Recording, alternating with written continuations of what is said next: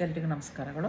ಇವತ್ತು ನಾನು ನಮ್ಮ ದೇಹದ ಒಂದು ಪ್ರಕೃತಿಗೆ ಅನುಗುಣವಾಗಿ ನಾವು ಯಾವುದಾದರೂ ಒಂದು ಊಟ ಮಾಡೋದು, ತಿಂಡಿ ತಿನ್ನೋದು, ಯಾವುದೇ ಒಂದು ನಾವು ಆಹಾರ ತೊಗೊಬೇಕಾದ್ರೆ ಸೇವನೆ ನಮ್ಮ ದೇಹದ ಪ್ರಕೃತಿಗೆ ತಕ್ಕನಾಗಿ ತೊಗೊಬೇಕು. ಯಾಕೆಂದರೆ ಪ್ರತಿಯೊಬ್ಬರ ದೇಹನೂ ವಾತ ಪಿತ್ತ ಕಫದಿಂದನೇ ಆಗಿರ್ತದೆ.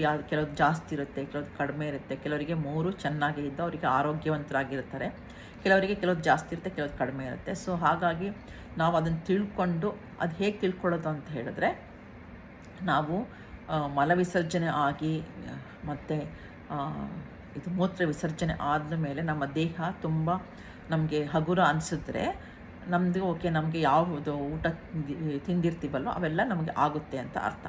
ನಮಗೆ ಅಕಸ್ಮಾತ್ ಮಲವಿಸರ್ಜನೆ ಆಗಿ ಮೂತ್ರ ವಿಸರ್ಜನೆ ಆದ ಮೇಲೂ ನಮಗೆ ಇನ್ನೂ ದೇಹ ಭಾರ ಇದೆ, ನಮಗೇನೋ ಅಲ್ಲಿ ನೋವಿದೆ, ಇಲ್ಲಿ ನೋವಿದೆ, ಅಥವಾ ಸುಸ್ತಿದೆ, ಅಥವಾ ಏನೋ ಅಲರ್ಜಿ ಇದೆ ಅಂತ ಹೇಳಿದ್ರೆ ಅದು ಆ ಆಹಾರ ನಮಗೆ ಆಗೋದಿಲ್ಲ ಅಂತ ಗೊತ್ತಾಗುತ್ತೆ.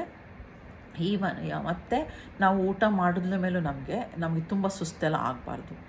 ಅಂದರೆ ಜಾಸ್ತಿ ಊಟ ಮಾಡಿ ಸುಸ್ತಾಗುತ್ತೆ ಯಾರಿಗಾದರೂ, ಹಾಗಂತಲ್ಲ. ಏನಾದ್ರು ತಿಂದಾಗ ನಮಗೆ ಸುಸ್ತು ಅನಿಸೋದು, ಅಥವಾ ನೋವು ಬರೋದು, ಇಲ್ಲ ಅಲರ್ಜಿ ಆಗೋದು, ಇಲ್ಲ ಮೈ ಮೇಲೆ ದಂಧೆ ಏನಾದ್ರು ಬಂದರೆ ಆ ಆಹಾರ ನಮಗೆ ಆಗೋದಿಲ್ಲ ಅಂತ ಅರ್ಥ ಮಾಡಿಕೊಂಡು ಆ ಆಹಾರಗಳನ್ನೆಲ್ಲ ನಾವು ತಗೊಳ್ಳದೇ ಇದ್ದರೆ ನಮಗೆ ನಾವು ನೋಡ್ಕೊಬೋದು. ಅಂದರೆ ಪ್ರತಿಯೊಂದಕ್ಕೂ ಡಾಕ್ಟ್ರ್ ಹತ್ರ ಹೋಗ್ಬಿಟ್ಟು ನನಗೇನೋ ಆಗಿದೆ ಡಾಕ್ಟ್ರ್ ಇದು ಅಂತೇಳಿ ಪ್ರತಿ ಸಲ ಔಷಧಿ ತೊಗೊಳ್ಳೋ ಬದಲು ನಮಗೇನು ಅನುಕೂಲ ಆಗುತ್ತೆ, ನಮಗೆ ಯಾವುದು ತಿಂದರೆ ನಮಗೆ ಹಿತವಾಗುತ್ತೆ, ನಮಗೆ ಯಾವುದಕ್ಕೆ ತೊಂದರೆ ಆಗದೆ ಇರೋದಿಲ್ಲ, ನಿದ್ದೆಗೆ ತೊಂದರೆ ಆಗದೆ ಇರೋದು, ಓಡಾಡ್ಲಿಕ್ಕೆ ತೊಂದರೆ ಆಗದೆ ಇರೋದು, ಇದೆಲ್ಲ ಅಂತ ಅಂದ್ಕೊಂಡ್ರೆ ಅಂಥ ಆಹಾರ ನಾವು ಸೇವಿಸಿದ್ರೆ ನಮಗೆ ಡಾಕ್ಟ್ರ್ ಹತ್ರ ಪದೇ ಪದೇ ನಾವು ಹೋಗೋದು ಬೇಡ.